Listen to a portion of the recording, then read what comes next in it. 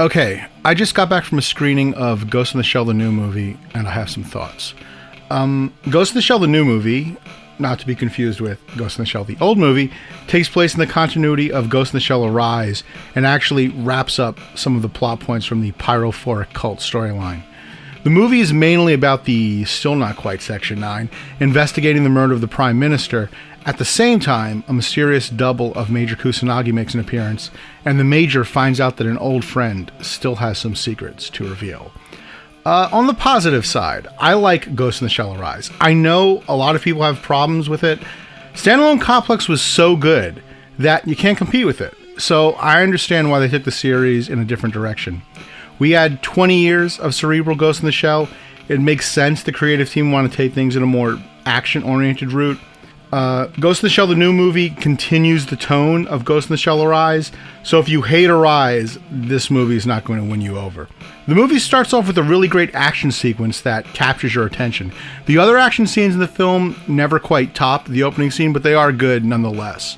The movie also looks great. It has a great mix of 2D and CGI animation, but we've come to expect that from Production IG. Kusanagi still looks weird compared to original design, but it's starting to have that Doctor Who effect on me. You know, like when they transition to a new Doctor where it's jarring at first, but after a while you just kind of get used to it. I like the fact that they explored the relationship more between Kurutsu and Kusanagi. It has a very interesting dynamic to it, and I really wish they had gotten into it more. The movie really does capture the feel of the Section 9 team well. The interaction between Batou, Togusa, and Motoko feel like the best parts of Standalone Complex. Every character gets time to shine and nobody gets swept under the rug, although they could have did a little bit more with Aramaki.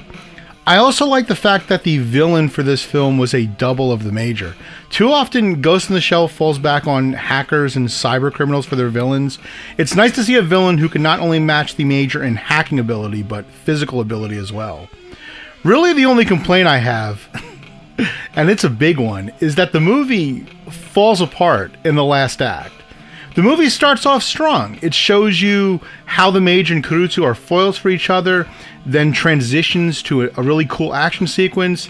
After that, it segues into the assassination of the Prime Minister, then introduces the double of Kusanagi. So it has a great concept in the first act that builds to a lot of tension in the second act. So the seeds of the plot all start to converge, and it makes you really excited for the eventual payoff. But by the time we get to the third act, the whole thing falls down like a house of cards. I don't know what happened. Did they run out of time? Did they run out of money? Who knows? I heard the Japanese Blu-ray has a director's commentary on it.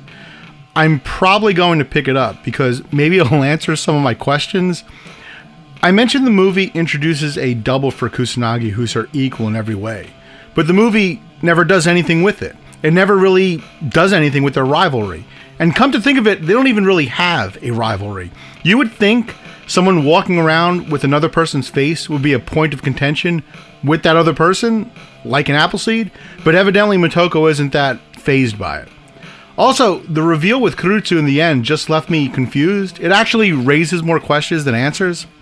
It seems like once the movie reaches the 80-minute mark, it just kind of rushes to kind of wrap everything up really quickly. It doesn't address anything. It just sort of ends. And then they just kind of throw in these references to the manga at the end, I guess so you don't walk away feeling gypped.